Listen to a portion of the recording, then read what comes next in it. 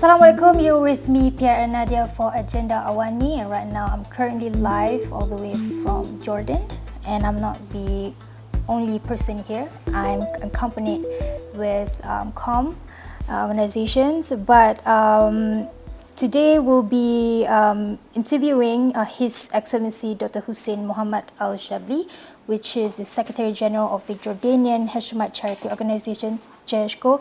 Your Excellency, thank you so much for your willingness to be on board with us, to be interviewed with Astro AWANI. I believe this is our first exclusive interview with you.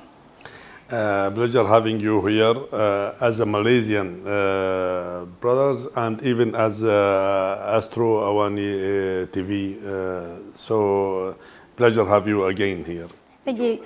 Your Excellency, maybe to break the ice, it's very important for us to actually answer some allegations going on around.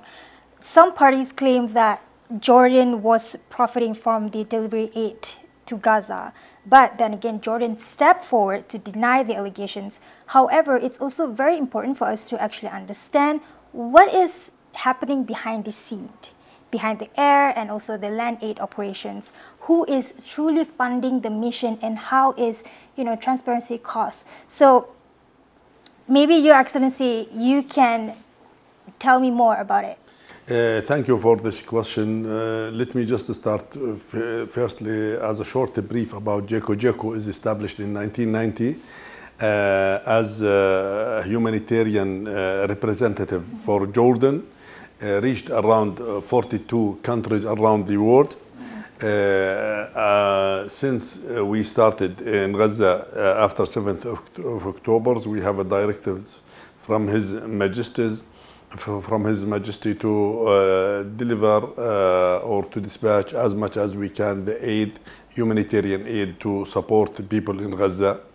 So we started with 53 cargo aircraft, which went to Al-Arish, then Rafah to enter to Gaza. But later we managed to configure a land road to Gaza. So it is the main corridor now, main humanitarian corridor, which passed from here, from Jordan to Gaza. Today we talk about 187 convoy dispatched to Gaza with more than 8,200 trucks passed to Gaza. When we talk about 8,200 trucks, it means around 112,000 metric tons of a humanitarian aid that we pass to Gaza. And even in the area which there is no possibility to deliver through the land road with the trucks, we managed to arrange for the airdrops. So in our collaboration and our support from Jordan Armed Forces, that we managed to conduct airdrops to Gaza. More than 430 airdrops managed to drop to Gaza, and as you know, after March of this month, March of this year, that they blocked all the entries to Gaza. So we managed with our friends, with our partners, to support Gaza by land road and even with the airdrop. As you mentioned, the issue that there's some people try to talk here and there about something that we get a trustee from all parties, all our partners, for that all our procedures with full transparency, since we received our donations in our JHCO warehouses, as you have seen in your around trip in warehouses, until it was dispatched to Gaza and delivered to the people in Gaza, with trying as possibility as much as we can for document this trip and document all the operations. And even there is another operations for the airdrops. So some sides, or as you mentioned, the allegation here and there, talk about that. In fact, we are try to clarify that it is coming from the coast, and we are clarify that it is the cost, and we are in deal with each organization what is the cost that it was demand from the other side. For example, procedures as all the organization work in the relief operations. There is, for example, we paid for the customs, we paid for insurance, we paid. This is the idea that we put our partner in that, and since we started, we put our partner in full transparency that this is the detail and this is the cost for that part. I mean, when I said that part, Israeli part.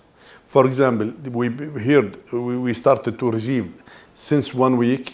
They started to mention that they have to charge each trucks now $300 or $400 more in new after we started to since 2 weeks.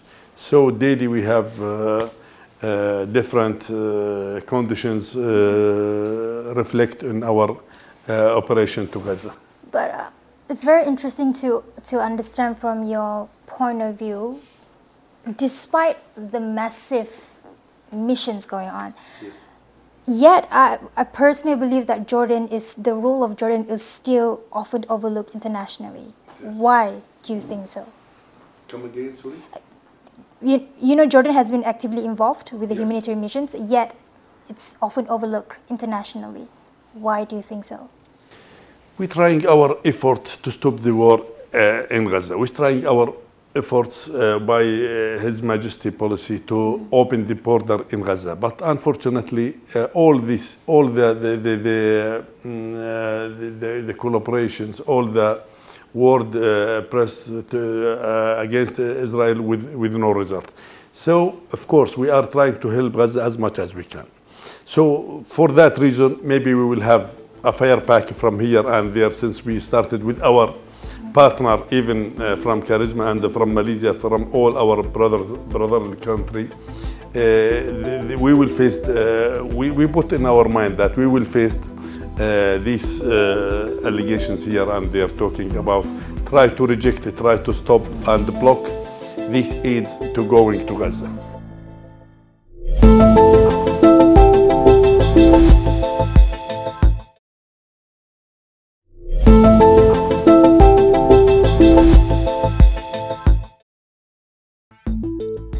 I would like you to also address the common misconception that Rafah is the only entry point to Gaza.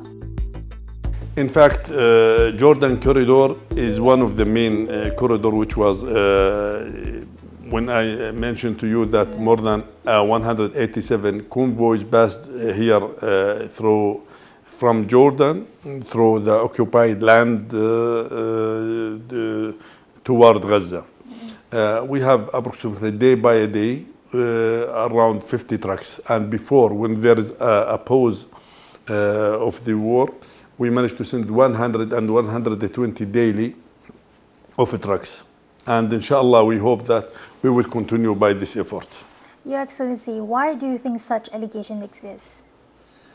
One of the main reasons, I think, that just to any efforts which can help Gazian people, it should be stuck in and as you know, there is some parts who can affect the international media, international opinion. Mm-hmm. So they try to affect that. When we feel that Jordan corridor can affect in Gaza and can support people in there, they try to block these aids or try to make drop the relation between JHCO and other organizations in the world. But our partner believe in their missions, and we are in full transparency with them from first day.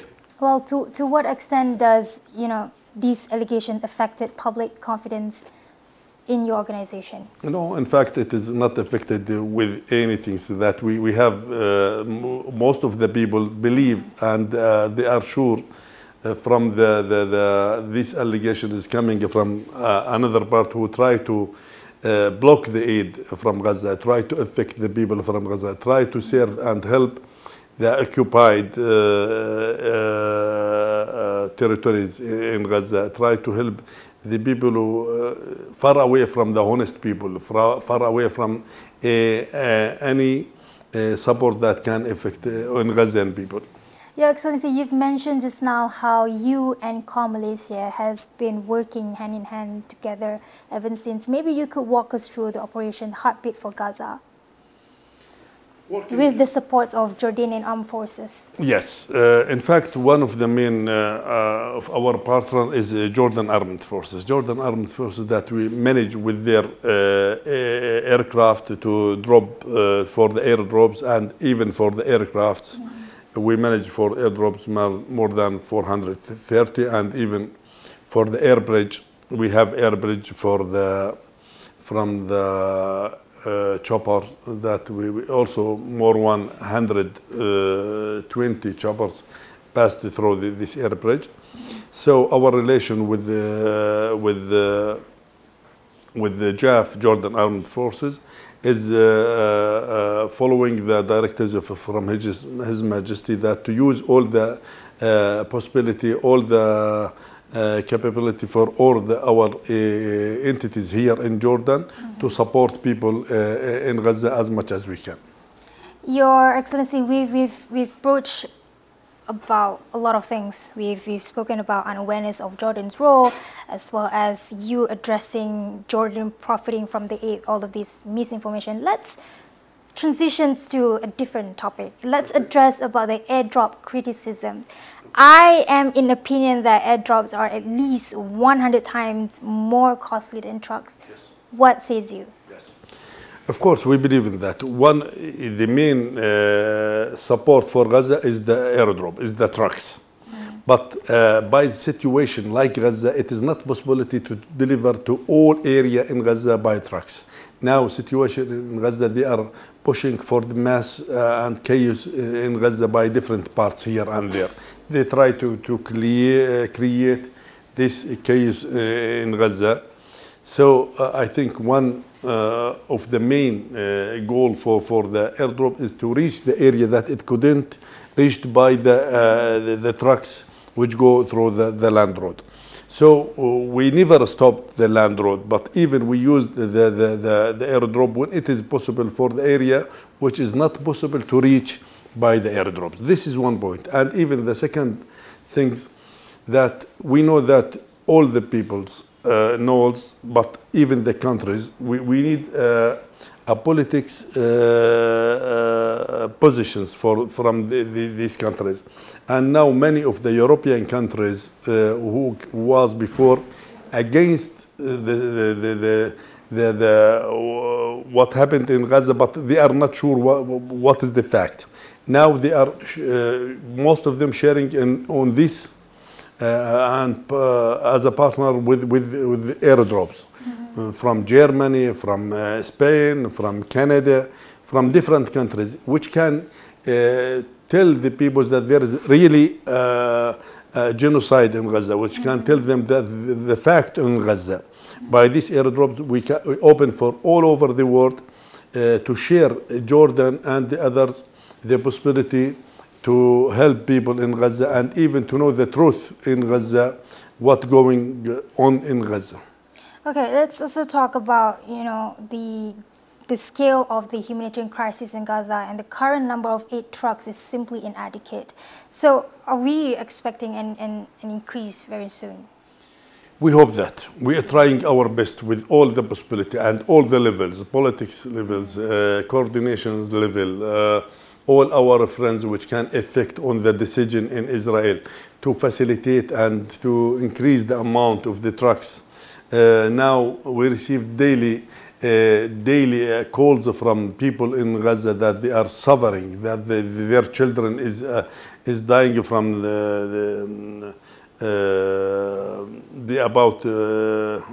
famine or from the hunger. So we are trying our best to help them. What is the situation now?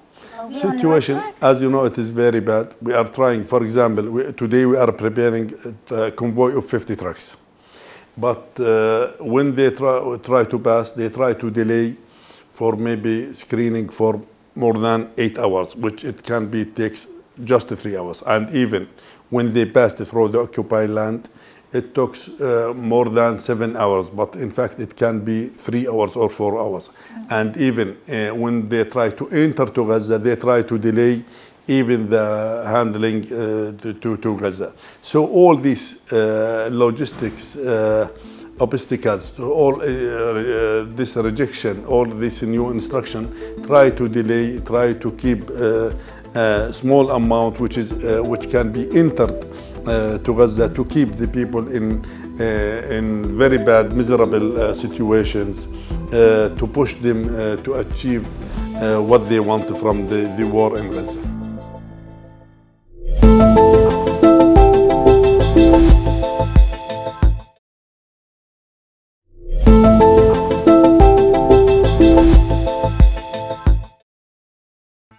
Your point also leads to my next question. This is the recent article that I read where the head of the UN Agency for Palestinian Refugees, UNRWA, accused Israel of deliberately creating famine in Gaza by blocking aid deliveries and sidelining his agency for 5 months. Your perspective on this? Yes, for sure. Since March of this year, the main border to Gaza, it was blocked. Since the pause that we managed through the pause, it was before March, to deliver the humanitarian aid, but after March they blocked all the main borders to Gaza, so nothing entered to Gaza by officially until very small amount. Now we are trying our best to manage to deliver to Gaza. So situation in Gaza now is going to be genocide from the famine situation they try to spread down there in Gaza. What is the solution out of this? It should be in front all over the world. All over the world should move to help Gazan people. We are waiting from the United Nations and all over the world to stop the war for the honest people. Now, when we talk about more than 2 million, 2 and 3 million, keep in just 15% of the Gaza, just 300 kilometers, they keep just 15 of these 300 kilometers to keep this amount of people in this area. And now there is a new announced that they will start to occupy or to take to control Gaza City and the others. So I think we are facing now another major challenge. What do you think, from international perspective? Do you think all of the international boards are actually working hand in hand together to solve this? For sure, no. If they are working hand to hand, they can stop the war now.